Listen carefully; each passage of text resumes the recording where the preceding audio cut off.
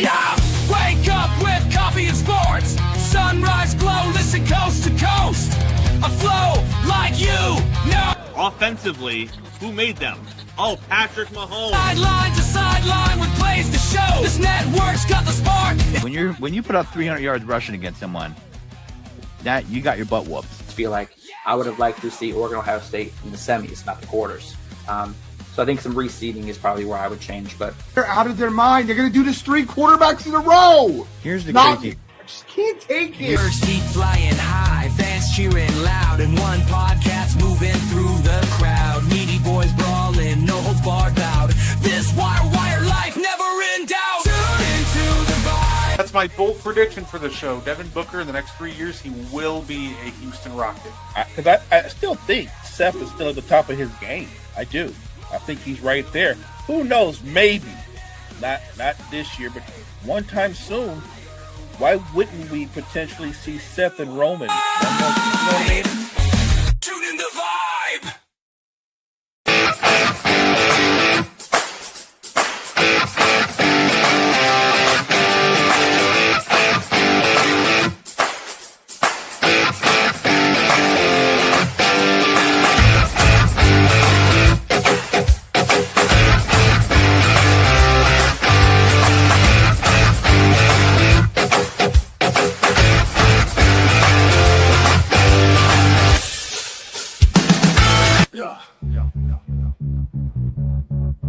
Gardi on the mic tonight. News coming in left and right. Mo better with the latest fight. Gene's got that insight tight. Champions rise and they fall. Wire to wire, got it all. Every move and every brawl. Tune in for the curtain call. Wrestling talk all night long.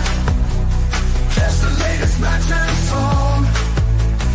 Ring the bell, let's get it on. Every story bright and strong. In the ring they clash and roar. New rivalries and so much more. Titles change and legends lore. Oh, I love watching the intro. That last clip of me and my cousin choke slamming my buddy through a table never gets old. It's the best part of the intro. Shout out to Trey, man. He was such a trooper for that. What's poppin', y'all? It is your boy Gardi3, and welcome to the Meaty Boys podcast. And of course, joining me just like every week, he is the greatest co-host of all time, Mo. How you doing, Mo? I'm doing great, Brett. Monday night, we're getting ready to talk some wrestling. Chat, appreciate you guys for joining us. Let's get into it. No, absolutely. So, of course, we can start out with, I thought we'd start with a fun question, Mo. If the WWE were to host a slam dunk contest, Mo, who would you pick to win it? Look, I don't think I'm alone in this, but you know, when you think of dunk contests, you think of guys and gals who are the best athletes, the high flyers. And I don't know if there's a better pure athlete than the young guy, Javon Evans. I think I would think that Javon Evans would go into that. He would be the favorite, but I also think a guy like Carmelo Hayes would get some love. Another high flyer. Look, I think there's some ladies. We talked about it. I think Sal Rook has got hops. I think she's a great athlete. So yeah, but my favorite would definitely be Javon Evans. No, absolutely. It's funny because that was the first name that came to mind. I was like, that's a fun question, but the guy I think would win too, Javon Evans. I think that'd be so much fun to have like skills competition, like kind of like All-Star Week and stuff for the WWE superstars. It doesn't need to be I feel like it would just be a ton of fun. I don't know. That might just be me though. No, I look, you're onto something that I'm with and I want to see, because we know they're great athletes, but I think sometimes people forget that they're great athletes outside of their own arena too. Like I think we've got some hoopers. in wrestling. We obviously have a lot of former football players, some track athletes. So yeah, I think for fun, maybe make it a WrestleMania event. I'm not talking about at WrestleMania, but on the build up, there's always a couple of days right before WrestleMania. You could do some entertaining things, and they don't have to be necessarily the superstars that are competing in WrestleMania because the roster is so deep. But there are other superstars that could be in some of those events, have some fun, maybe have a 3-point shootout, a one-on-one. Like it can't hurt, right? The WWE is as popular as ever. I think having them do different events with different stars, the ladies, the men, I think it would be a blast. I know I would watch. Yeah, absolutely. Say, at the end of the day, it's always fun to just watch the superstars let loose and just enjoy themselves. Say, speaking of All Stars, Mo, this past weekend, if the All Star game wasn't already the WWE of NBA basketball, right? That's funny. Say, Mo, we learned that we might have a Kevin that has a burner account in the NBA, and now we may have just figured out that our resident Hall of Famer Kevin Nash in the WWE might need to get his own burner account. Yeah. The reason I say that is we were just talking about Javon Evans, and so his message, like overall message, gets lost because of the way he phrases it. I'll tell you what the message is. He says he wants Javon Evans to have a little bit more of an edge, but the way he phrased it, he's an incredible athlete. He's a little bit too Mr. Bungolis for me. I wish he was a little bit more urban. I understand in Netflix, I understand there's a big word out there. But I just want him to have a little bit of an edge. If he literally would just skip that first paragraph, I would completely understand where he's, coming from. But to come out and go, Javon Evans needs to be a little more urban. Like, what do you mean by that? Like, it's just such a weird way to phrase it. If he would have just stopped at, I want him to be more aggressive, he would have been good. That last phrase, that last part, I want him to be more urban. That's one of those moments where somebody needs to tap you on the shoulder and say less. Maybe Nash should have came out in a mask and made those comments as the Shockmaster. It might have went over better. Look, I think his intentions were actually like pure. The delivery was not good in how he worded that. He definitely could have worded that better. As soon as I heard the words, I was like, what do you mean by being? Because it can open the door to a bigger conversation that I don't think Kevin Nash was trying to do. And look, other people might disagree with me. I'm going to just say I think he misspoke. I don't think he was intentionally trying to go where it seemed like he was going. And to his credit, if you want to give him credit, it was him saying it. He wasn't hiding behind several burner accounts. It was Kevin Nash. I just didn't agree with the delivery. But again, like I said, I don't think how it came out was intentional. That's kind of where I'm at with it. Kevin Nash, at the end of the day, like he's given wrestlers some good advice before. Like, he obviously gave Raquel the advice to just work bigger, like kind of more as a monster, just to her size, and it's worked wonders for her. I genuinely think Kevin Nash cares, but I also it just feels like that. Yeah, like you said, the delivery on how he delivered that last one was just off. It was just cringy because you know the history of wrestling back and forth like I do, and we can both agree that through the mid to early 80s, or even the 90s, Vince McMahon, he did everything in a very stereotypical way, right? And so Coco Beware used to come out dancing and singing and wearing really bright over the top outfits. The default was all black wrestlers headbutted people, right? Because they have hard heads, right? That all that kind of stuff. And so again, I don't think Kevin Nash meant to go there, but when you say things of that nature, I'm like, so you want Javon Evans to be like Booker? You want him to be like JYD? You want him to be more like somebody from Nation of Domination? Like, I think Javon Evans, just the way he is, works fine. And I think Kevin Nash should know this. He's also a face. And when you're a face, there's only so much aggression you're going to show. You're the face.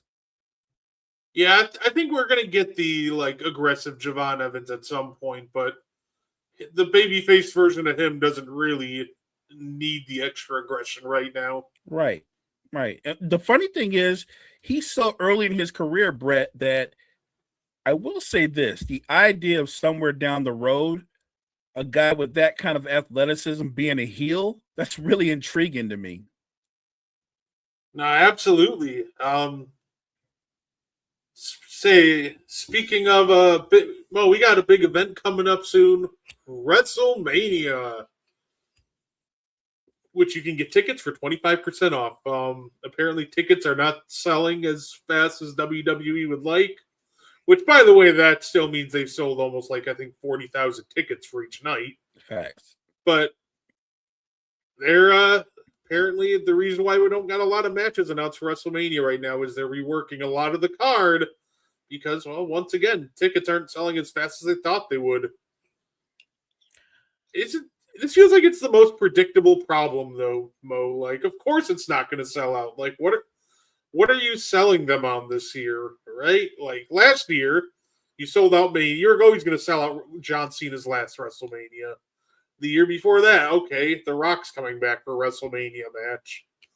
This year, maybe we thought it'd be AJ Styles' last WrestleMania, but he got retired at the Royal Rumble. Right. So it's, to me, between running it back in the same exact location as last year, it also just feels like there's not really that draw that's making me go, yeah, I have to watch WrestleMania. So I guess my question to you is, Mo, what do you think about this whole situation regarding WrestleMania ticket sales? Look, everybody isn't like you and me.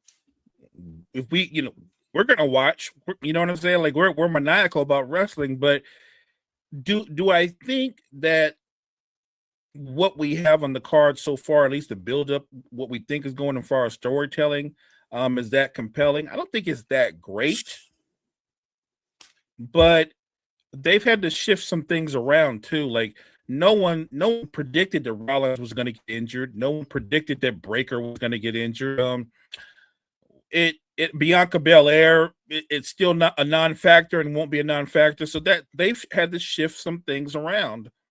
And the women's division is very deep, but with Cargill as the champ and Stephanie Victoria as the other, it's really unique because Stephanie Victoria obviously is a very talented in-ring performer, but it's pretty obvious because she's not that gifted on the mic, and part of that is obviously she doesn't speak English that well, so she really can't sell her rivalries or sell herself because she's got to work on her mic work. Whereas Cargill isn't great on the mic, and she's improved in the ring, but she can only work with certain kind of performers. And I have to believe, to me, the easiest route is Liv is going to challenge Stephanie Victoria. I don't see how Liv and Cargill would work.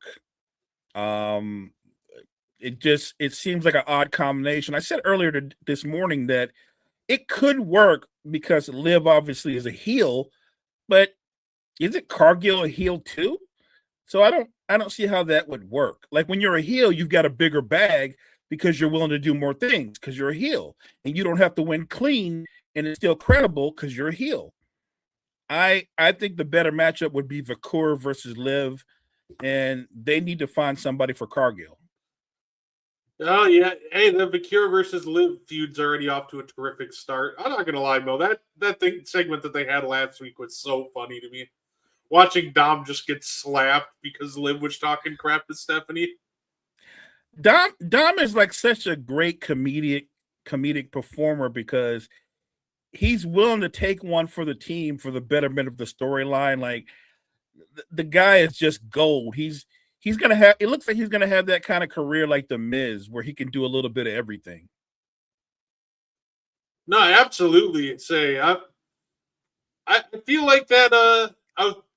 Part of me is wondering, like, what are they gonna do with Dom at WrestleMania? And it feels like if they don't go Dom versus Finn Balor, then what are we really doing here? Yeah, I want that.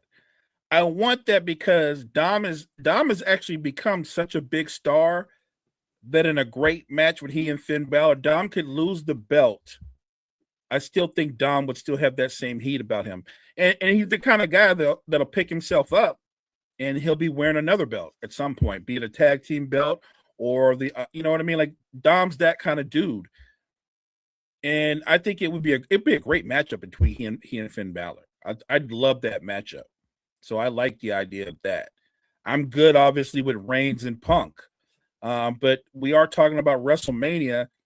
They need to tell more compelling stories to build up other matches that we want to see. And to this point, I don't think they've done as good a job as they've done the last couple of years. And you pointed it out. Yes, they had Cena's retirement, and that was huge. And then the year before was The Rock, which, by the way, to this day, the last 5 minutes of that match are like some of the greatest 5 minutes of WrestleMania ever. Love that. So yeah, they've got a lot to live up to. And like I said, the roster's been shaken up with some injuries, so they've had to shift focus and try to generate storylines out of thin air, and that's not that easy.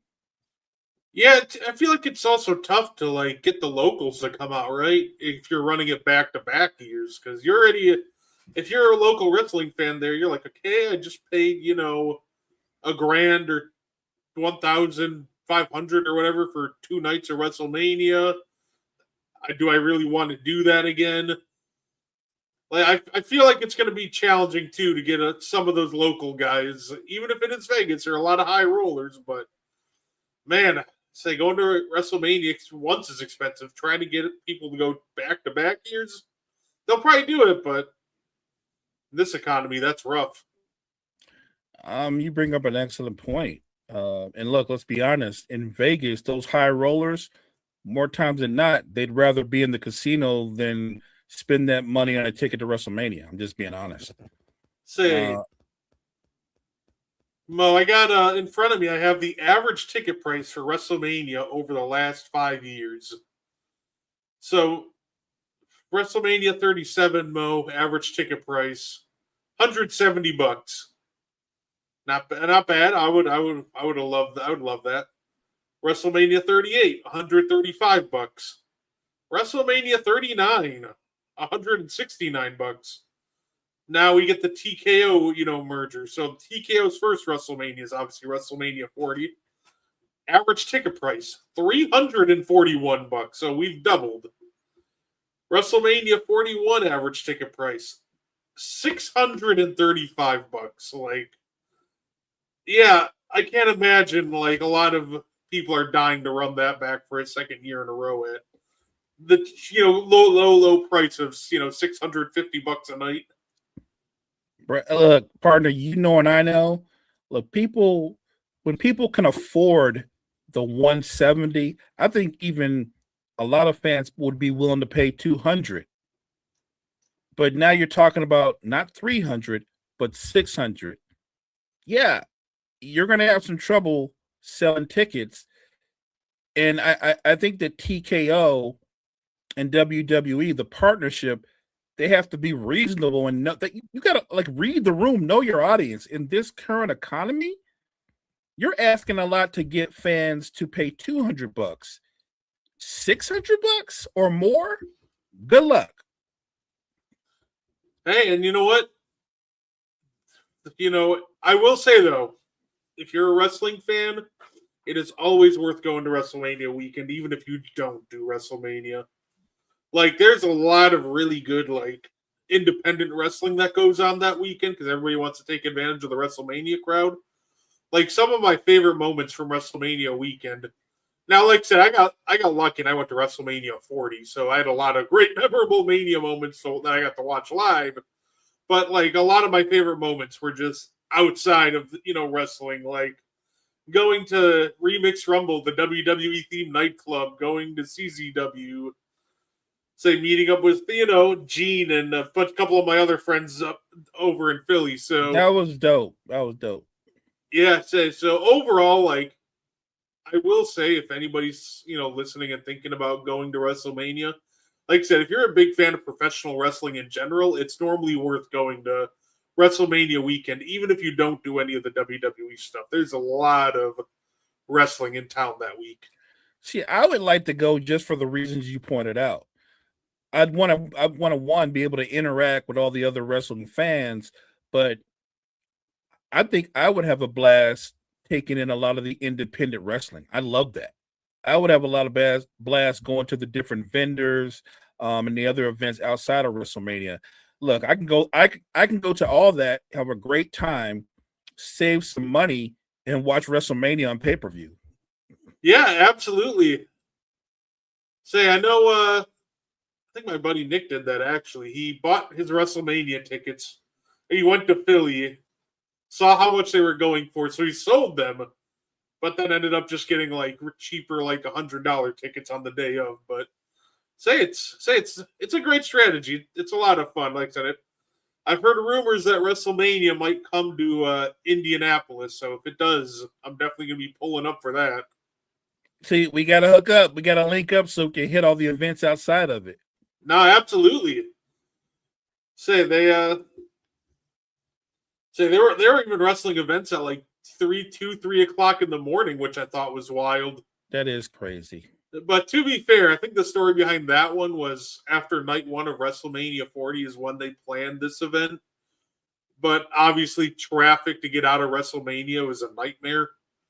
So they just ended up delaying the event, and it was like a fun event that didn't get started until like 2 or 3 in the morning. I was supposed to go, but I didn't even realize that they were still going on because everybody's thing was taking so long to get out that I just went back to my Airbnb, and then my buddy was like, "Oh, were you there yesterday? I didn't see you." I'm like, "Y'all still had you still had a show? It was like 3 in the morning."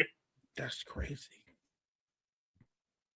Say, yeah, no, absolutely. So, well, I guess we'll get more of a definitive build towards WrestleMania after Elimination Chamber. Yeah, and that's the key, right? I think everything, the build up to Elimination Chamber and then the execution of Elimination Chamber, I think that sets up everything going towards WrestleMania from that point on. So that I think Elimination Chamber is huge in terms of what we're going to get for WrestleMania. Let me ask you a question. Do you think there's a better or a perfect matchup for Jade Cargill? It's funny. The challenging part about that is I feel like there are fun ones. My first thought jumped to Rhea. Ooh. But obviously, I think we're getting Rio versus the Bella Twins at WrestleMania. If I had to take a guess, 100%. I would honestly use, Jade Cargill to try to make another star. Like, okay, you know what? Well, maybe an undercard match, maybe Jade versus, I guess she's kind of well-knownish, but, we can give Jordan Grace a fun. Those two had a fun match on SmackDown. I wouldn't mind running that back. They teased Jade versus Charlotte. That could be fun. But why not Jade against someone like Lash Legend? You read my mind. I think Lash Legend, and I know this would be really fast, but I think her physical stature makes her a perfect matchup for Jade. And the fact that she's the athlete that she is makes her a good matchup for Jade. I was also thinking about Sal Roca, someone like that, because of her freakish athleticism. There are some fun ones. And look, I'm not taking shots at Jade. I think Jade's come a long way as an in-ring performer, but she clearly has a ways to go.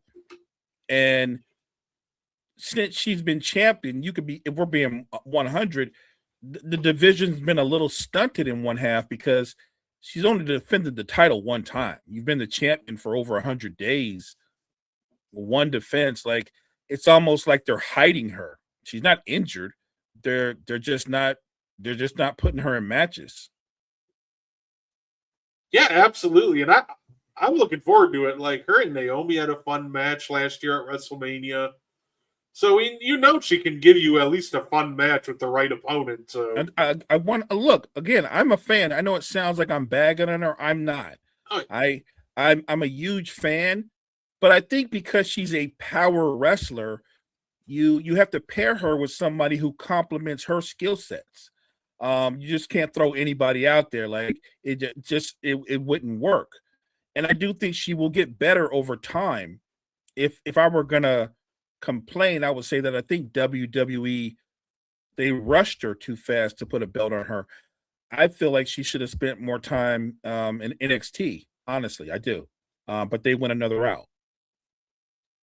yeah, they just straight up skipped the potential Jade NXT run, which I really think she would have benefited from. 100% she would have benefited from. I get it because she was already a star, an established star in AEW, but you still didn't have to rush that. Like she has time, and it's not like the women's division is hurting for talent. Not when you've got Rhea and all the others out there right now. Stephanie Vicour, by the way, even though Jade's only defended her title once, Vicour's defended her title a few times, but she hasn't defended it with what I would say against top tier competition. Like her biggest competition has been Roxanne, and I think Roxanne is much improved, but they haven't put her up against somebody like Tiffy or put her up against somebody like Rhea or any of the bigger names. And I don't know why they haven't done that, because her run as champion has been very, very stunted. Her run as champion feels a lot like Gunther's run as champion. Like he won it, and then instead of getting the big push in the big matches, they didn't really do a whole lot with him. I feel that's what they're doing with her too. Say no, absolutely. I think I do think that Liv versus Stephanie would make for a fun night one main event. I know it won't happen, but hey, I think those two ladies can tear the house down. We always try to look ahead sometimes.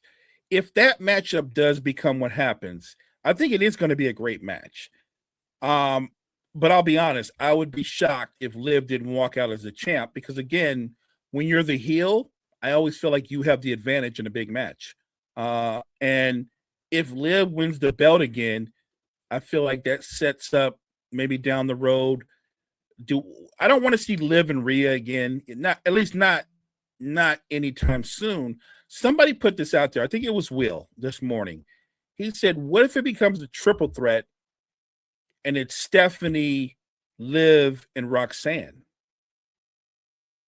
You know what I mean? How those dynamics could make it more interesting, because on one hand, they're teammates. On the other hand, they both want to be champion. It sets up a whole different dynamic. Yeah, I think that sounds like, honestly, if Liv does win the title, that I'm not going to say probably not right away at Backlash, but like, look, if you need a title match for like Money in the Bank, that would be a fun one. That does sound like a fantastic title match, and I think that's one that they will eventually do to pass the time, because I feel like the end game here is you end up with, Liv wins the title from Stephanie, they can have another match, and then you go Stephanie Liv versus Raquel and Roxanne. Say SummerSlam though, hey, women's title, Liv versus AJ, sign me up. Oh my God! Look! Now you're talking to a guy. Chat. I'll be honest. I'm very, very biased. And I do like Liv. I like Liv Morgan. She's very entertaining. But AJ Lee's one of my favorite performers. Obviously, I'd be rooting for AJ. I would love to see that matchup. That's a great matchup. There's just so many different things you can do. I feel like Liv winning the belt again in a weird way basically signals the end of the Judgment Day in a lot of ways. Like because I think Finn Balor, if him and Dom match up and they're gonna have a banger, I think Finn Balor winning the belt from Dom is another notch going towards ending the Judgment Day. And Roxanne and at some point Raquel and Liv having somewhat of a feud or whatever. And again, I think it makes for an interesting storyline. It's compelling. It's interesting. I would love to see any number of those matchups. No, absolutely. And honestly, though, I will say you can break up the Judgment Day, but personally, it might just be me, Mo, but I don't know if I'd actually break up like Liv and Dom rather than let them go like their own separate ways. It's weird to me. Like I've already seen like the Liv, Rhea, and Dom feud. Say if Liv and Dom break up, like they're not going to let them have a singles match against each other. So like, I would almost make it if they're going to split them up, make it be like more of a peaceful breakup. Maybe like, hey, we're not together, but I got your back or something like that. So I like that. Or like you said, they just if the Judgment Day breaks up, those two stick together. I'm okay with that too. Yeah, say they're great together, but say I'm curious when I wonder how impactful Dom's going to be in the Liv versus Stephanie feud. I know he's been in the first, he was in the segment last week. He was in the segment again tonight. I am curious if he's going to be a prominent part of that feud just until they get his WrestleMania opponent squared away, or is he just going to be kind of a third wheel in that feud right up until the actual match? I'm going to try to play Swami here. I think Dom is prominent. I think Dom helps Liv win the belt again. She's not going to beat Stephanie clean. She wins the belt again. And on the same night, or night two, Dom loses the belt to Finn Balor. Say, no, that's fair. We had Logan Paul call somebody out, Mo. Logan Paul called out Bad Bunny. Hey, maybe that's that Bad Bunny WrestleMania match that I thought was possible last week. You know what? I think that would be an entertaining match. Bad Bunny is a really good athlete. We know what type of athlete Logan Paul is. I'd watch that. No, absolutely. I will say though, the most latest WrestleMania rumor doesn't really have me excited at all, Mo. The latest rumor of Brock Lesnar versus LA Knight. Ugh. Look, LA Knight's kind of grown on me. Like he can deliver a fun match with the right person. Like I thought his match with Logan Paul at SummerSlam, for example, from a couple years ago was great. But at the same time, man, I don't like him and Lesnar pairing. I have a feeling that that's going to be a snooze fest. I think LA Knight as an in-ring performer is actually a really good performer, but he's never grown on me. I don't even know why. I like to be able to explain it to you, but I don't know. There's something about him that I don't like. I don't know what it is. I feel like LA Knight is like the Brooklyn Brawler with athletic ability, but he just annoys me. He just annoys me. Maybe because his persona is kind of a ripoff of Macho Man and Stone Cold, and it annoys me. It's one of those things why I don't know if I'm excited or not for a Brock Lesnar match ever. Is at this point I haven't been excited for a Brock Lesnar match in like a decade, but the challenge with it though is, does Brock Lesnar care about Brock Lesnar's match? Because there's just such a genuine difference when he cares and when he doesn't, and you can tell when he doesn't and he's just mailing it in. So like, it's a match that I think has the potential to be good because we've seen Brock put on good performances. We've seen LA Knight put on good performances. But does Brock care enough to put on a good performance? $1 million question. I don't think he'll be game for this one. And here's another question.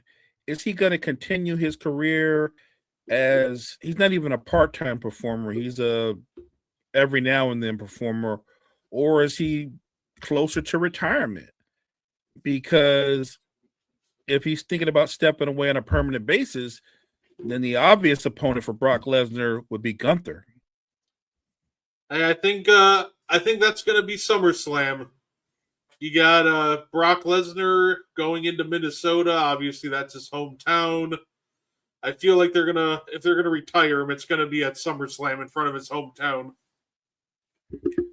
I wouldn't mind seeing Brock Lesnar against one of the younger guys. I mean, I do think an LA Knight Lesnar matchup, if Lesnar's motivated, like you said, could be a very compelling match.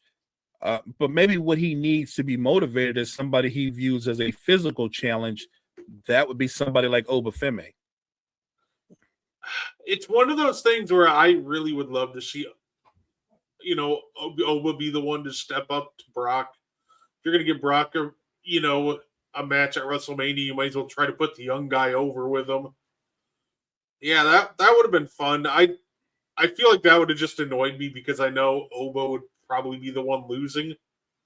Like, that would annoy me. But I will admit, I think Oba and Brock would be a lot better of a matchup, like you said, from a physicality standpoint.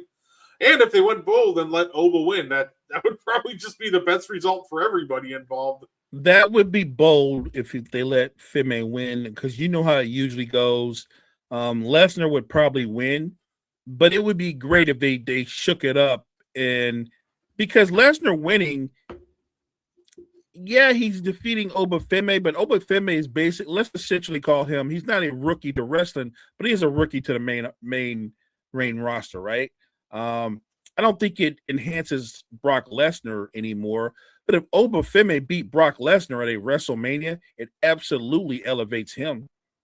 Yeah, saying that's what I would honestly use Brock for at this point. Even if you're going to put him in a retirement match against Gunther at SummerSlam, and let's say that is his last match, like, does Brock Lesnar really lose anything if he loses at WrestleMania and at SummerSlam? Like, no. It doesn't change anything. In fact, the only thing you can do at that point is try to make it, a new star. Even if you had him lose the next two matches and he wrestles in 2027, like, I don't think it really matters. This dude's just untouchable at this point. He is who he is. Like, let's use that to get some of these younger names over. I think that's one of the reasons why John Cena is one of my favorite performers, because it wasn't lost on John Cena when somebody asked about his record. And he said, my record in recent years, he's lost more than he won.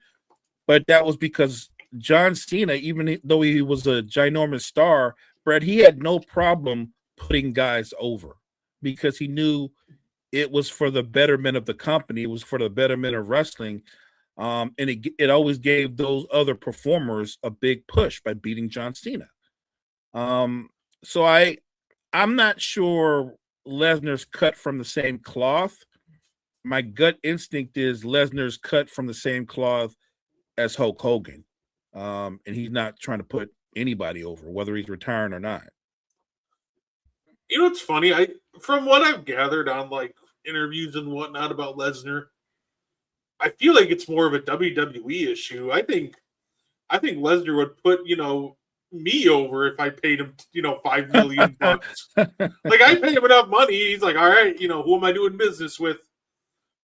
It's one of those things where I feel like WWE sometimes just overthinks it, right? Like, oh, we can't have, Lesnar lose this match if we're going to have him, wrestle Gunther. We don't want to make Lesnar look weak. Like, right. There are some guys that I feel like I could have, Lesnar lose the next 5 matches in a row, and I don't think much would change about him perception-wise. Like, John Cena lost, like you mentioned earlier, Cena lost, 5 matches in a row between, before he started finally winning again at Elimination Chamber, and didn't really hurt anybody's perception of him. Randy Orton's won one PLE match since returning in 2023, and that was his return match in 2023. So Right. I think they just overthink it. Like, some of these guys are just indeed bulletproof. Like, I feel like you should use that to their advantage more. No, I agree. I agree 100%. Yeah, it's going to be a great time. WrestleMania is right around the corner. Mo, we got Elimination Chamber in 2 weeks. Do you think we get any surprises at the Chamber?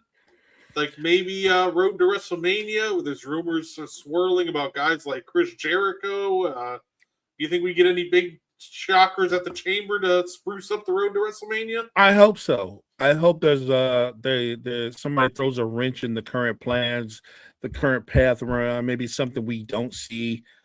Maybe Javon Evans gets a push. Maybe Dragunov, who by the way is another young former that I love.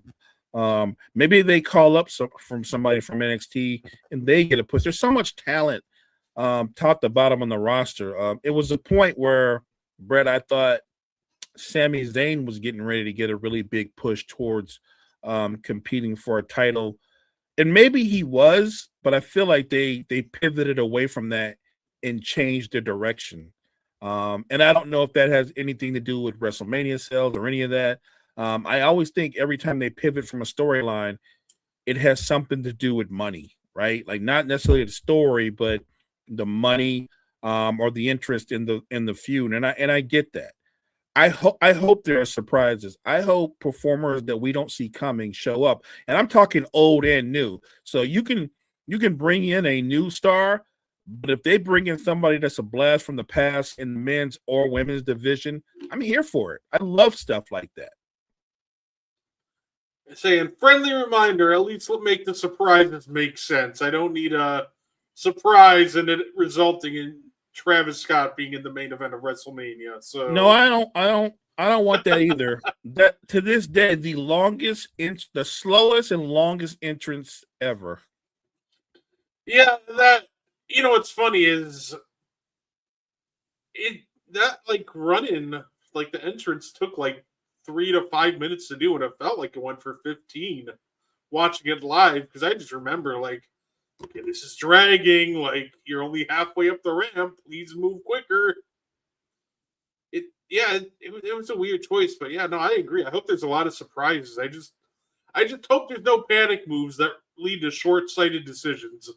I agree. I hope Triple H and the creative team try to put together some not just compelling matchups, but some really good surprises.